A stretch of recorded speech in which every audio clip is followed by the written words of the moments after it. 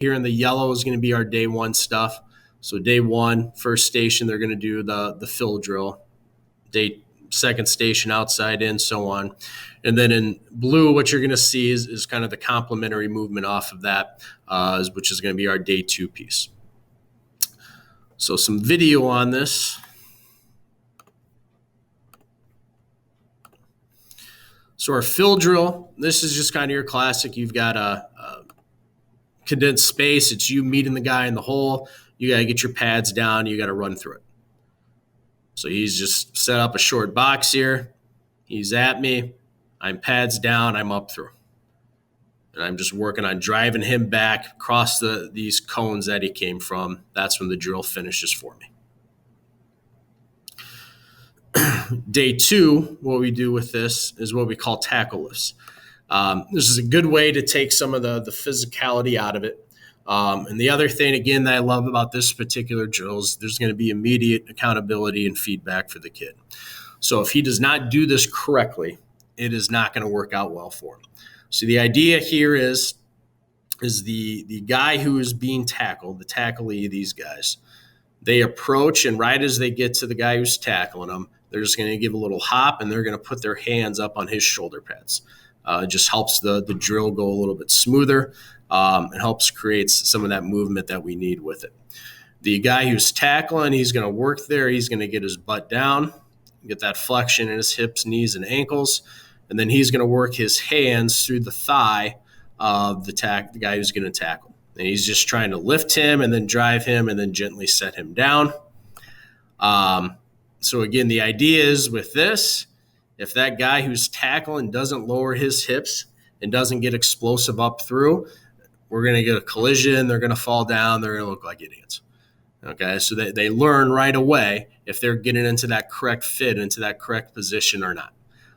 So a good drill, especially with a lot of times with our younger kids, is we're kind of first learning this and trying to get into it here. Our second station is just kind of a leverage tackle fit. So here we're talking about closing from an outside in fit,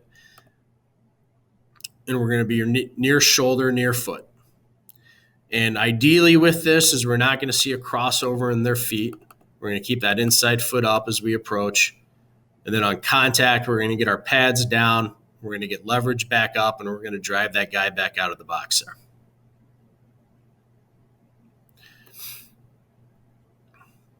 As the season goes, it's kind of basically once we get into our game weeks, we start going to this look with it. So it's same idea. I've got the same approach. Now we're just taking the contact out of it. Okay, and here really what we're working on is just that approach and that fit. Okay, if I got to attack that near hip, of the timing of getting my pads down, getting my near shoulder pad through his hip line, and then working my hands up through. I'm getting the same thing accomplished. I'm just taking some of that physicality, some of that contact out of it as the season progresses for us. Day two at this drill is going to be inside out. So same idea now, except now I'm a linebacker, safety, whatever it is, coming inside out. This ball carrier is going at the far cone. He starts inside the box. He's at that far cone. If he feels like he can cut back at some point towards the cone the defensive player starts at, then he has that option to do it. So he can either work here and just stay on that path, or he can work here and then cut it back. So defensive players got to get downhill right away to maintain that leverage, so there's no cutback possibility. Just look at it from the other edge. So if he does cut back on me, I should be right there on him. If he doesn't, I just explode through it. And we'll tell him if you're going to be late, it should be on the one where this guy keeps working to this cone, because that's where your friend's at. And then again, as the season goes, we can take the contact out of this and now just work it with the fit piece. So now we take the shield out. Now we're just getting those shadow fits, but they're still working their approach. They're still working their hip level change and all that stuff. Next station we go into is buddy. So here we just got two guys both approaching from the same side. Okay, so that ball carrier can work anywhere within that area. They got to get their correct shoulder fit on them and work through it.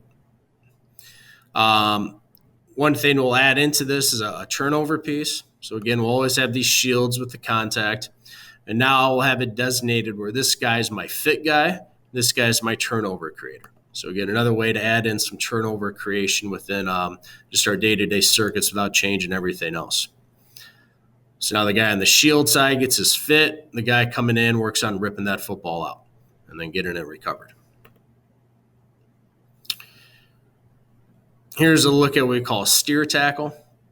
So this is kind of like a gator tackle when I'm starting up high.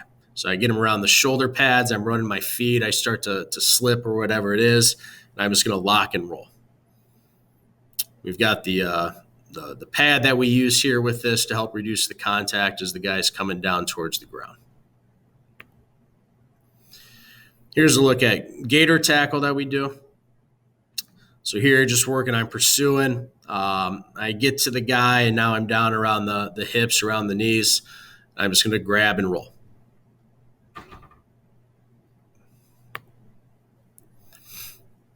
Again, just another angle and look at that.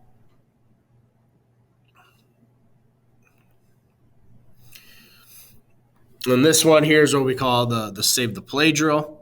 So this is I'm coming from behind. And it's my last chance to try and get the guy. So we work on trying to dive and swipe right through the ankle line. This one's come up big for us. 2018 on our way to state championship that year. We had 2 games that came down to us making this play that helped preserve wins for us and get us to that state championship. And then our last one that we're going to do both days is what we call tracking drill. So the tracking drill is just working an inside-out fit. As much as we see option and teams attacking the perimeter on us with RPOs and bubbles and all that different stuff, fly sweeps, this has become a big part of what we try and do. So we'll just set up cones. They're 5 yards apart. They're just working on tracking that near hip, not getting in front of it. As the season goes, we can vary this. So here you see coach with a group of DBs. Now he's expanded it.